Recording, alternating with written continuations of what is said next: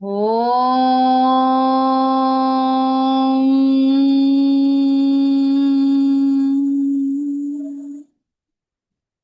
திருமூலரின் திருவடிகளை வணங்கி இந்த வகுப்பை தொடங்குவோம்.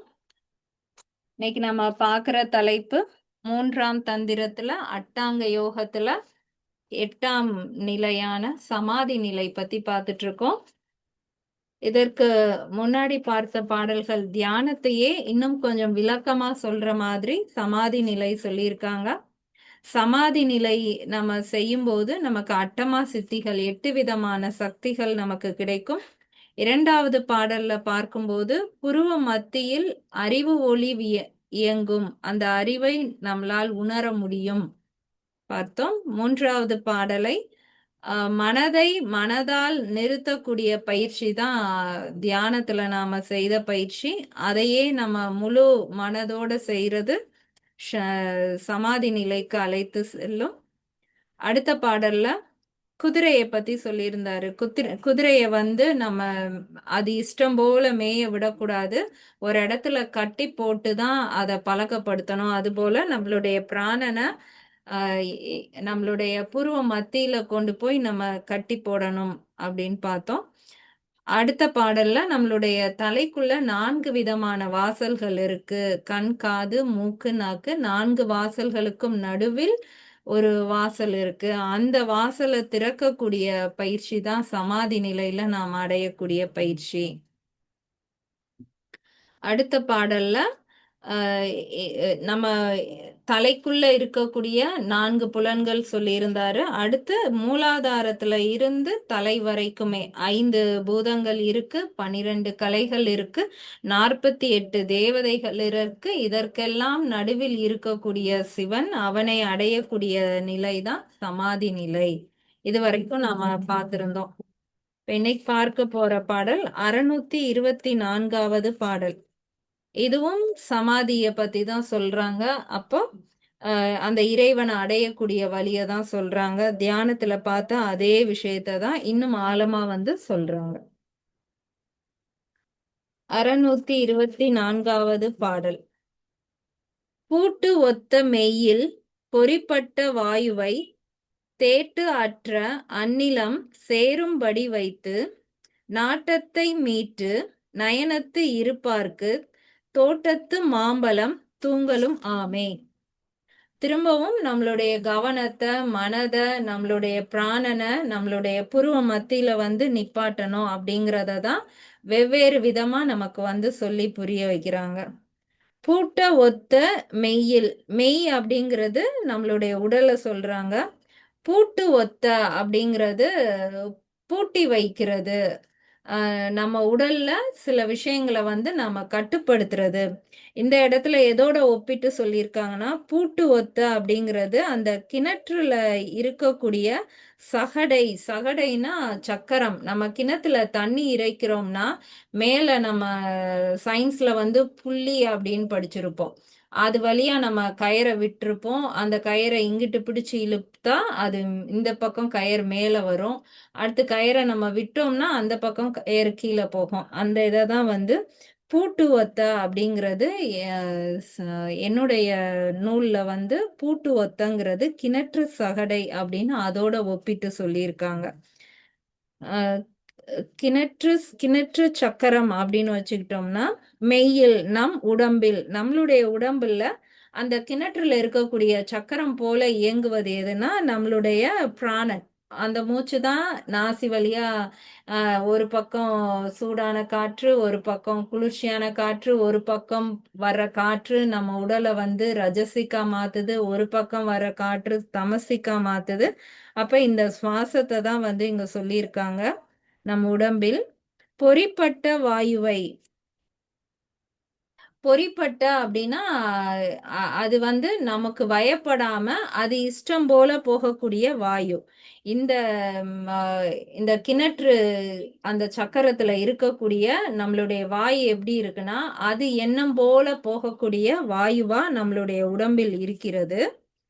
தேற்று அற்ற அந்நிலம் சேரும் படி வைத்து, அது அது இஷ்டம் போல போகாம அந்த பிராணனை வந்து நம்மளுடைய மனதை ஒருநிலைப்படுத்துறது மூலமா ஒரு இடத்துல வந்து சேரும்படி வைக்க, ஒரே இடத்துல அதை கொண்டு வந்து குவித்து நிப்பாட்ட. அப்ப அது எந்த இடம்னா நம்மளுடைய தலையில இருக்கக்கூடிய பிரம்மரந்திரம்னு சொல்லக்கூடிய அந்த உச்சி வாசலை தான் சொல்லியிருக்காங்க. அந்த இடத்துல நம்மளுடைய மனதை நிப்பாட்டினா பிராணனும் நின்றும், பிராணன் நின்றுச்சுன்னா நம்மளுடைய மனதும் நின்றும். அப்ப அந்த இடத்துல சேரும்படி வைத்து நாட்டத்தை மீட்டு நயனத்து இருப்பார்க்கு. நாட்டம் அப்படிங்கிறது நம்மளுடைய எண்ணம், கவனம், இதெல்லாம் ஏற்கனவே பார்த்துட்டோம். அந்த நாட்டத்தை மீட்டு வேற பக்கம் போகக்கூடிய நம்மளுடைய நாட்டத்தெல்லாம் மீட்டு எடுத்து நயனம்னா நம்மளுடைய கண். கண்ணுன்னு சொல்றது நம்மளுடைய புருவ மத்தி, நெற்றிக்கண்ணை தான் கண்ணுன்னு சொல்றாங்க. அப்ப வெளியில போகக்கூடிய அந்த நாட்டம், கவனம், எண்ணத்தெல்லாம் கட்டுப்படுத்தி மீட்டெடுத்து அதை வந்து இந்த நயனத்தில் இருப்பார்க்கு. இருப்பாருக்குன்னா அங்கேயே வைத்து கிடையாக கிடப்பவர்க்கு, அங்கேயே இருப்பவர்களுக்கு.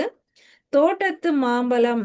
தோட்டத்து மாம்பழம்ங்கிறது மிக சுவையுடைய ஒரு பொருள் அப்படிங்கிற அர்த்தத்துல கொடுத்திருக்காங்க. அப்ப இந்த இடத்துல தோட்டத்து மாம்பழம் அப்படிங்கிறது சிவக்கனி, இறைவனை அடையக்கூடிய அந்த நிலை, இறைவன் திருவடியை அடைகிறது தான் இந்த இடத்துல தோட்டத்து மாம்பழம். தூங்கலும் ஆமே. அந்த அந்த இடத்துல நம்ம எப்படி இருப்போம்னா தூங்காமல் இருப்போம், அசைவற்ற நிலை. தூங்கும்போது எந்த உணர்வும் இல்லாம இருப்போம். ஆனா இந்த இடத்துல நம்ம சிவத்தோட இருக்கோம்.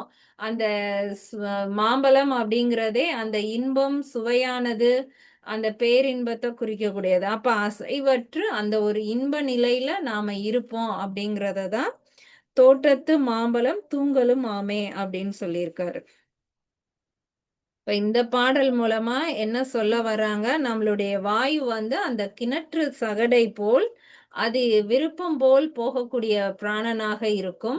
அந்த பிராணனை நம்மளுடைய மனதை கொண்டு ஒரு இடத்தில் நிப்பாட்டக்கூடிய பயிற்சி செய்யும் போது, பிரம்மரந்திரத்தில் சேரும்படி செய்யும் போது, நம்மளுடைய கவனத்தை நம்ம ஒரு இடத்தில், நம்மளுடைய நயனத்தில், அந்த கண்ணில் வைப்பவர்களுக்கு அந்த சிவக்கனியான அந்த மாம்பழம் வந்து அசைவற்று இருக்கும் நிலை கிடைக்கும்.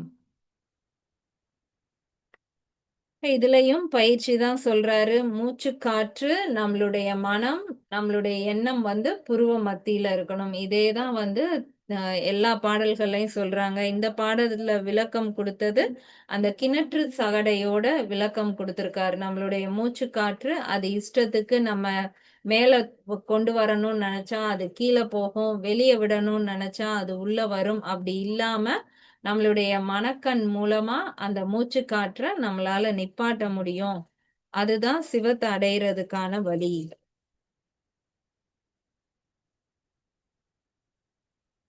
அடுத்த பாடல் 625வது பாடல்.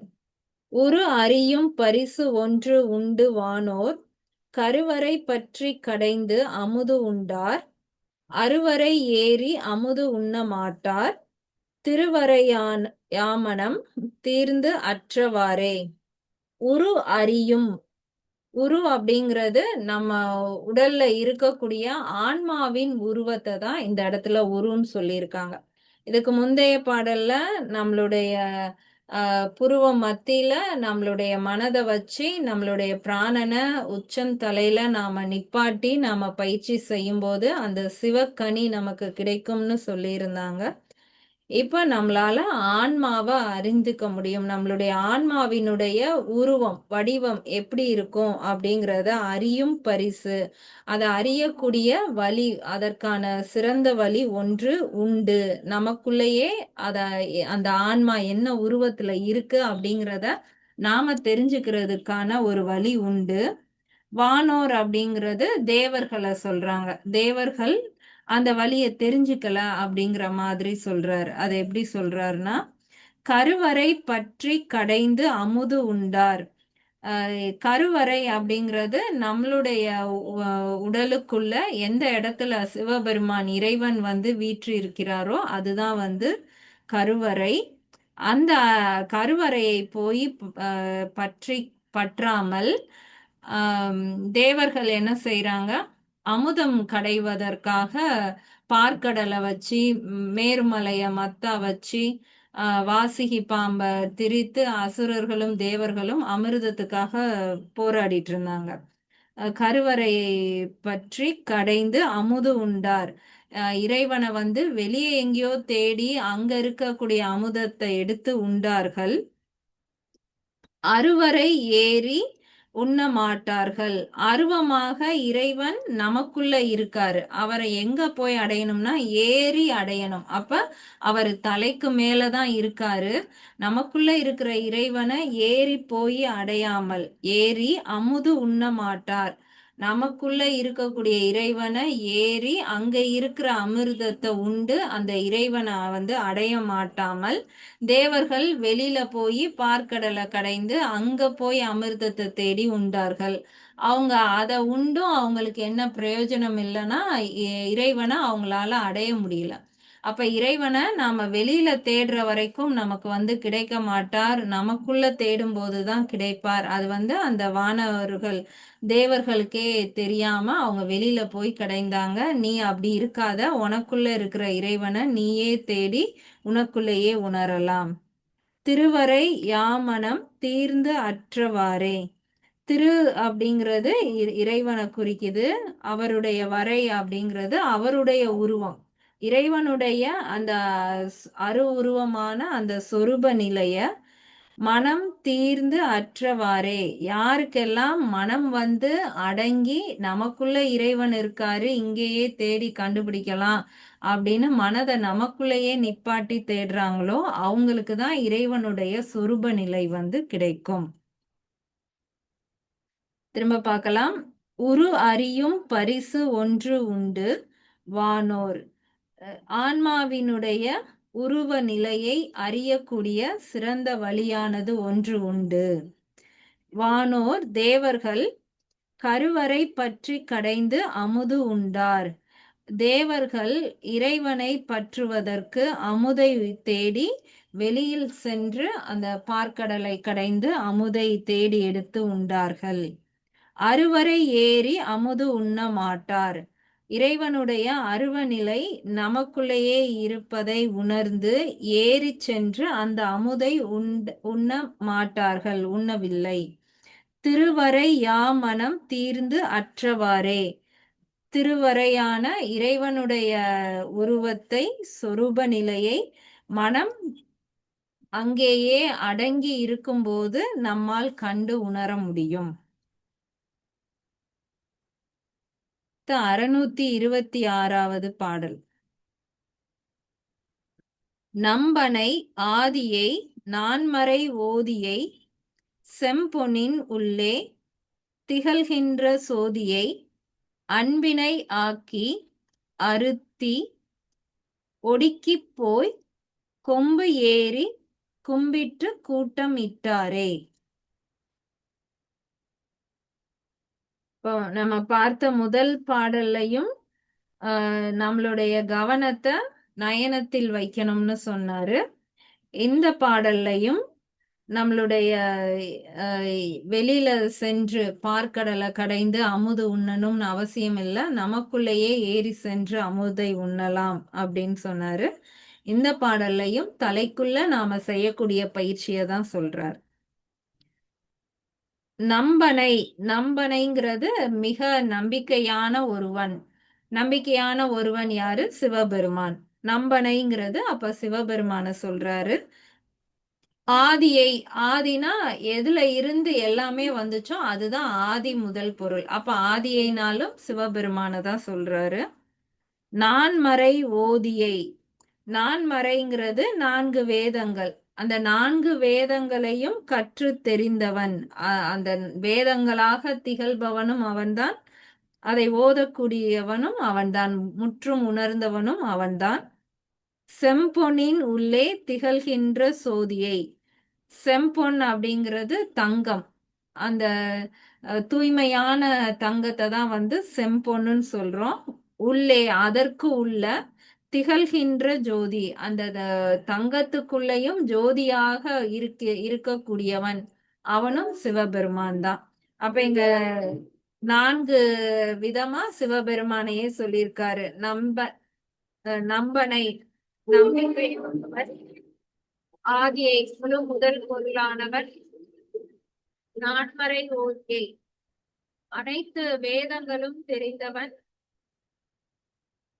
செம்பொன்னின் உள்ளே திகழ்கின்ற ஜோதி அந்த தூய பொன்னிற்குள் விளங்கும் சோதியை போன்றவன் அன்பினை ஆக்கி அவன் எப்படி இருக்கானா அன்பின் வடிவமாக இருக்கிறான் அன்பே உருவ நிலையாக கொண்டவன் அன்பினாலேயே ஆக்கிவிக்கப்பட்டவன் அருத்தி ஒடுங்கி போய் அருத்தி அப்படின்னா எந்த அசைவும் இல்லாம அந்த இடத்திலேயே அடங்கி ஒடுங்கி போய் அங்கேயே இருக்கிறது. அப்ப இறைவன் இந்த இடத்துல அன்பின் வடிவமாக இருக்கிறான்னா அவன்கிட்ட நாமளும் போய் அடங்கி ஒடுங்கி இருக்க வேண்டும். கொம்பு ஏறி கும்பிட்டு கூட்டமிட்டாரே அந்த மாதிரி நாம அவன்கிட்ட அடங்கி ஒடுங்கி இருந்தோம்னா கொம்புங்கிறது நமக்கு தலையில முளைக்கக்கூடியதான் நம்ம கொம்பு அப்படின்னு சொல்லுவோம். அப்ப இந்த இடத்துல கொம்புன்னு சொல்றது திரும்பவும் இந்த பாடல்ல தலைக்குள்ள நாம செய்யக்கூடிய பயிற்சியை தான் சொல்லியிருக்காரு. கொம்பு ஏறி அப்படின்னு இப்ப நம்ம கிராமத்துல நம்ம சின்ன வயசுல எல்லாம் ஏதாவது வித்தியாசமா யாராவது செஞ்சிட்டாங்க இல்ல எப்பயும் செய்யறதை விட ஏதாவது செஞ்சாங்கன்னா உனக்கு என்ன கொம்பு முளைச்சிருச்சா அப்படின்னு கேட்போம். அப்ப கொம்பு அப்படிங்கிறது நமக்கு தலைக்குள்ள ஏற்படக்கூடிய ஒரு மாற்றம், ஒரு வித்தியாசமானது.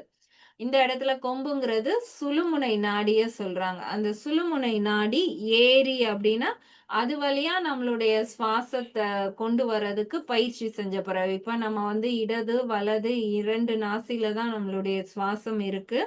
யாருக்கு கொம்பு ஏறி போகுதோ அதாவது சுழுமுனை நாடி வழியாக சுவாசம் ஏறுதோ அவங்களுக்கு தான் கொம்பு முளைச்சிருச்சா அப்படின்னு நாம கேக்குறோம். அப்ப அந்த இறைநிலை அடைந்தவர்கள் தான் கொம்பு முளைத்தவர்கள். அவங்களுக்கு தான் அந்த சுவாசம் மேலோங்கி வர ஆரம்பிச்சிருக்கு.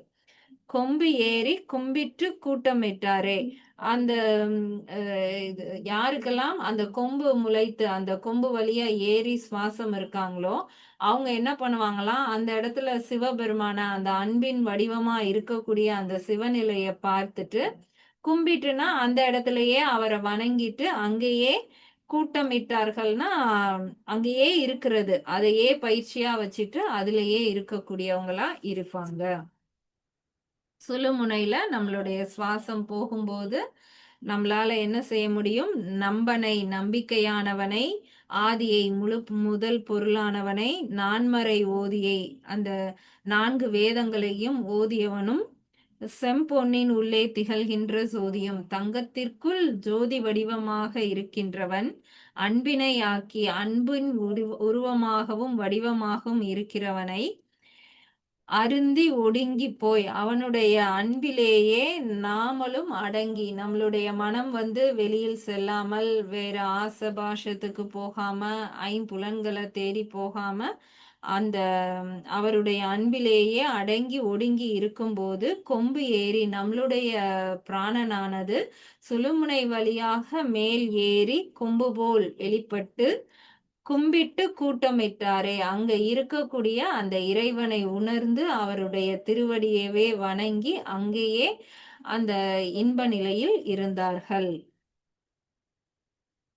627வது பாடல். மூலத்து மேலது முச்சது இரத்தது கால் அத்திசையில் கலக்கின்ற சந்தினில் மேலை பிறையினில் நெற்றி நேர் நின்ற கோலத்தின் கோலங்கள் வெவ்வேறு கொண்டதே. இப்போ முதல் பாடல்ல சுழுமுனை வழியாக நம்மளுடைய சுவாசம் போய் நமக்கு கொம்பு போல அந்த சுவாசம் மேலோங்குது அப்படின்னு சொன்னாரு. இப்ப அந்த சுவாசம் எங்க இருந்து அந்த சுழுமுனை வழியாக மேலேறுது அது இந்த பாடல்ல சொல்லியிருக்காரு. மூலத்து மேலது மூலம் அப்படிங்கிறது நம்ம உடல்ல இருக்கக்கூடிய மூலாதார சக்கரம். இந்த மூலாதார சக்கரத்தினுடைய வடிவம் என்ன அப்படின்னா வடிவம்னா சித்தர்கள் சித்த நிலை பெற்றவர்கள் அந்த மூலாதார சக்கரத்தை அவங்க உணர்ந்து அவங்களுடைய மனக்கண்களால அதை பார்க்கும்போது அதுல 4 நரம்புகள் ஒண்ணு சேருது. அதுல இருந்து வரக்கூடிய சத்தம் லம் அப்படிங்கிற சத்தம் கேக்குது. அங்க இருக்கக்கூடிய அந்த இறைவன் தெய்வம் எது அப்படின்னா விநாயகர் அங்க இருக்காரு. அவர் நமக்கு முழு முதற் கடவுளா இருந்து நம்ம எந்த விஷயத்த தொடங்குறோம்னாலும் அவர்தான் வந்து தடைகளை நீக்கி நமக்கு கொடுப்பார்னா, நம்ம என்ன காரியம் செய்யறதா இருந்தாலும் மூலாதாரத்துல இருக்கக்கூடிய ஆற்றல் வந்துதான் நம்மளை இயக்க போகுது. இது இது எல்லாத்தையும் உணர்ந்தவங்க அந்த மூலாதாரம் அப்படின்னாலே அதுக்கு ஒரு வடிவம், ஒரு சிம்பல் மாதிரி குடுத்து வச்சிடுறாங்க. இப்ப அதுல என்ன போட்டிருப்பாங்கன்னா, சதுரம் போட்டிருக்கும். சதுரம் அப்படிங்கிறது இது வந்து நிலத்தத்துவத்தினுடையது. நிலத்துக்கு மட்டும் தான் நம்ம திசை சொல்லுவோம். கிழக்கு திசை, வடக்கு திசை, தெற்குல இருக்கு அப்படின்னு நிலத்துக்கு சொல்வோம். நீருக்கோ, காற்றுக்கோ திசை வராது. அப்ப அந்த 4 திசை கொண்டது அப்படின்னா, இது நிலபூதம் உடையது அப்படிங்கிறதுக்காக அதுல வந்து சதுரம் வடிவம் இருக்கும். அந்த சதுரத்துக்குள்ள கீழ் நோக்கிய முக்கோணம் இருக்கும். டவுன்வர்ட் ட்ரையாங்கிள் கீழ பாயிண்ட் பண்ற மாதிரி இருக்கும். அது எதை குறிக்குதுன்னா, இங்க இருக்கக்கூடிய வாயு வந்து கீழ் நோக்கி செல்லக்கூடிய வாயு. அது வந்து அப்பானன் வாயு. நம்ம உடல் முழுவதும் உள்ள எல்லா காற்றையும் கீழ் நோக்கி இழுத்து அதுல தேவையில்லாதத கழிவு காற்றா வெளியே அனுப்பக்கூடிய அந்த அப்பானன் வாயு இருக்கக்கூடிய இடம்னு சொல்றதுக்காக அதுல வந்து ஒரு முக்கோண வடிவம் இருக்கும். இதுதான் மூலாதார சக்கரத்துக்கான வடிவம். அந்த மூலத்து மேலது மூலாதார சக்கரத்துக்கு மேலதான் அந்த குண்டலினி அப்படிங்கக்கூடிய ஆற்றல் வந்து இருக்குது. முச்சது ரத்தது. முச்சது ரத்ததுன்னா அந்த மூலாதாரத்தினுடைய வடிவமே வந்து அந்த கீழ் நோக்கிய முக்கோணம். அந்த முக்கோணத்தை கீழ் நோக்கி இருக்கிற மாதிரி இருக்கும். இதுதான் அதனுடைய வடிவமானது. காரணம் என்னன்னா அந்த இடத்துல அப்பானன் வாயு இருக்கு. கால் அத்திசையில். கால்னா மூச்சுக்காற்று. இதுக்கு முன்னாடியே பார்த்திருக்கோம். கால் அப்படின்னு சொல்றது எல்லாமே மூச்சுக்காற்று. அத்திசையில் அப்படின்னா அது அந்த முச்சது ரத்தது அந்த திசையில், அதாவது கீழ் நோக்கிய திசையில் இருக்கக்கூடிய காற்று. கால் அத்திசையில் மூச்சுக்காற்று கீழ் நோக்கி இருக்கு அப்படின்னா அப்பானன் அப்படிங்கிற வாயுவை தான் அந்த மாதிரி சொல்லியிருக்காரு. கலக்கின்ற சந்தினில். அந்த அப்பானன் கீழே போயிட்டு இருக்கிற காற்ற ஒரு இடத்துல சந்து அப்படின்னா ஒரு சந்திக்கிறது, 2 பேர் சந்திக்கிறாங்க, சந்து பொந்துல இருக்கிறது அப்படின்னா சந்திக்கிறது. கலக்கின்ற சந்தினில். அப்ப நம்மளுடைய பிராணன் மேல் செல்லக்கூடிய காற்றும் அப்பானன் கீழ் செல்லக்கூடிய காற்றும் கலந்து ஒன்னோட ஒண்ணு சந்திக்கக்கூடிய அந்த இடம் மேலை பிறையினில் நெற்றி நேர் நின்ற. அப்ப அது இரண்டும் சேர்ந்து சந்திக்கக்கூடிய இடம்னா அதுதான் அந்த சுழுமுனை நாடி ஆரம்பமாகக்கூடிய இடம். கீழே மூலாதாரத்துல இருந்து அந்த குண்டலினி ஆற்றல் மேல் நோக்கி எழும்புவதற்கான அந்த சுழுமுனை பாதை. அந்த இடத்தில் மேலை பிறையினில். அது வழியா போனா நம்ம எங்க போயிடலாமா? அந்த சிவபெருமானுடைய தலையில பிறை நிலா இருக்கும் இல்லையா? அந்த அர்த்த சந்திர நிலை. அதுதான் மேலை பிறைநில். அது நமக்குள்ளதான் இறைவன் இருக்காரு. நமக்குள்ளதான் அந்த பிறை நிலா இருக்கு. அந்த இடத்துக்கு போகக்கூடிய பாதை தான் அந்த கலக்கின்ற சந்தியில்னு சொல்லக்கூடிய அந்த பாதை. அப்ப அது வழியா நம்ம மேல அந்த பிறை இருக்கக்கூடிய இதுக்கு ஏறினோம்னா நெற்றி நேர் நின்று அந்த சுழுமுனை பாதை வழியா அந்த அர்த்த சந்திரன் இடத்துக்கு நாம செல்லும் போது நம்மளுடைய நெற்றிக்கு நேர் நின்று நம்மளுடைய அந்த 7வது சக்கரம் இருக்கக்கூடிய எல்லாம் அந்த சகஸ்திர தலத்தில் நேர் நின்ற கோலத்தின் கோலங்கள் வெவ்வேறு கொண்டதே. அங்க இருக்கக்கூடிய அந்த இறைவனுடைய நிலை வந்து எப்படி இருக்கான்? கோலம் வடிவமாக நம்ம க எப்படி அவருடைய உருவம் இருக்கும் என்ன அப்படின்னு கற்பனை பண்ண முடியாதபடிக்கு அந்த இடத்துல கோல வடிவத்துல அவன் இருக்கிறான். வெவ்வேறு கொண்டதே. அதனுடைய வடிவம் வந்து வெவ்வேறு இடங்களாக கொண்டது. இப்ப இதற்கு முன்னாடி நம்ம 623வது பாடல்ல பார்த்தோம். 12 கலைகள், ஒவ்வொரு சக்கரங்களுக்கும் நடுவுல ஒவ்வொரு கலைகள் பார்த்தோம். அதுல அந்த வியாபினி உண்மனை அப்படிங்கிற கலை வந்து நம்மளுடைய 7வது சக்கரத்துக்கும் மேல இருக்கக்கூடிய கலைகள்னு பார்த்தோம். வியாமரூபிணி, அனந்தை, அனாதை, அனாசிறுதை இது எல்லாமே தலைக்கு மேல இருக்கக்கூடிய கலைகள்னு பார்த்தோம். அது எல்லாம் தான் நமக்கு கோலங்களா அங்க இருக்கு. அது இப்பவும் இருக்கு. நமக்கு அது தெரிய மாட்டேங்குது. நாம அத உணரவே இல்ல. நம்ம எப்ப இந்த பயிற்சி பண்றோமோ, அப்ப இறைவன் அந்த இடத்துல கோலங்களாக நமக்கு காட்சி தருகிறான். வெவ்வேறு வடிவத்துல அவன் இருக்கிறான். அது கோலம் அப்டின்னா, அது பார்க்கறதுக்கு ஒரு அழகா, அ நமக்கு மகிழ்ச்சி தரக்கூடிய மாதிரி, அந்த மாதிரி இறைவன் அங்கு இருக்கிறான். திரும்ப பார்க்கலாம். மூலத்து மேலது, முச்சது ரத்தது. மூலாதார சக்கரத்திற்கு மேலே இருக்கக்கூடிய அந்த குண்டலினியானது, முச்சது ரத்தது. அந்த மூலாதாரத்தில் இருக்கக்கூடிய கீழ் நோக்கி செல்லக்கூடிய அந்த கா அ கீழ் நோக்கி செல்லக்கூடியது.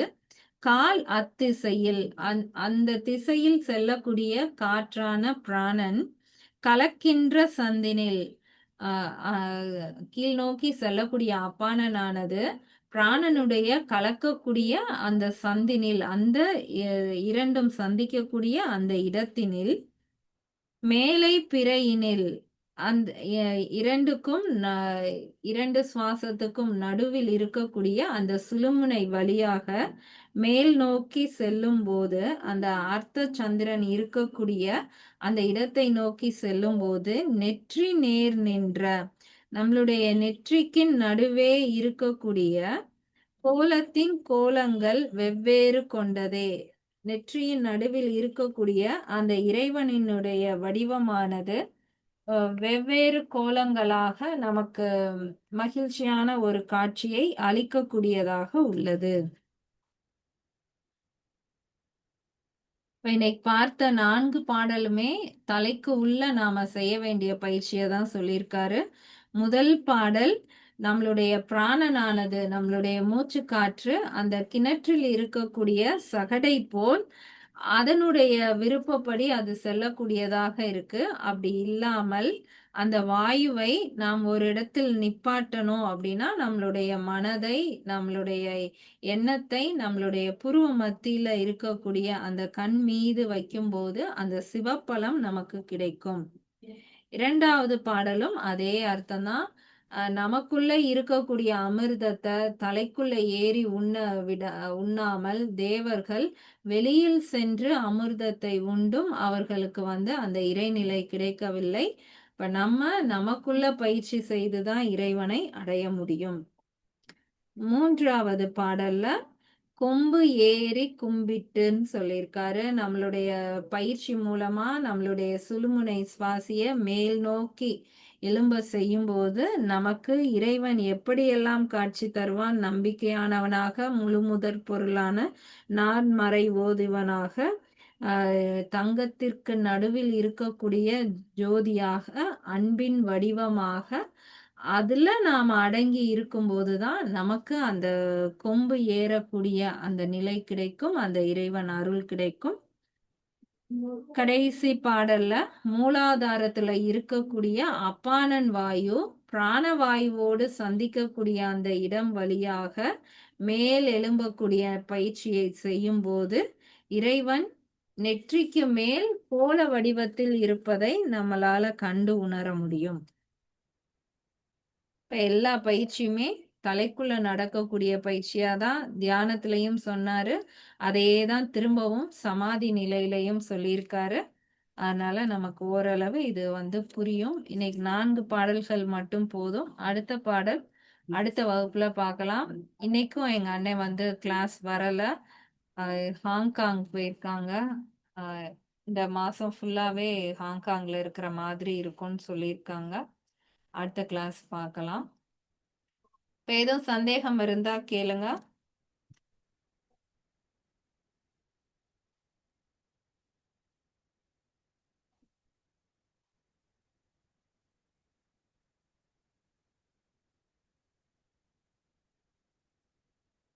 எதுவும் சந்தேகம் இல்லைன்னா நம்ம கிளாஸ் முடிச்சுக்கலாம்.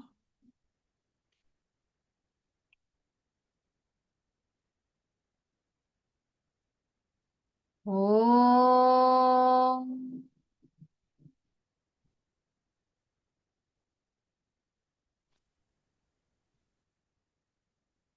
திருமூலரி திருவடிகளை வணங்கி இந்த வகுப்பை முடிப்போம். அடுத்த வகுப்பில் மீண்டும் சந்திப்போம். நன்றி. நன்றி நன்றி பிரியா. மேடம். நன்றி ஐயா. நன்றிமா.